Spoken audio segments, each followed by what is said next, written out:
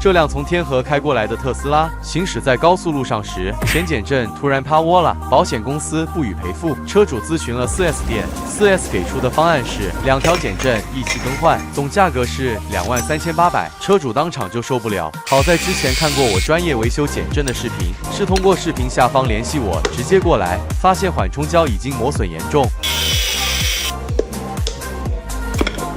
就是这个皮囊老化导致的减震漏气，下面就看我们是如何把减震修复回去的。只需要把这些易损件全部换新，然后师傅就会拿出新的皮囊，利用专用设备与端头扣压回去。都看到这里了，能不能点个赞，鼓励鼓励，给师傅前进的动力？已经没有多少人愿意干着又脏又累的活了，最后就可以将减震给组装回去。你们觉得这样维修收多少合适？评论区讨论一下。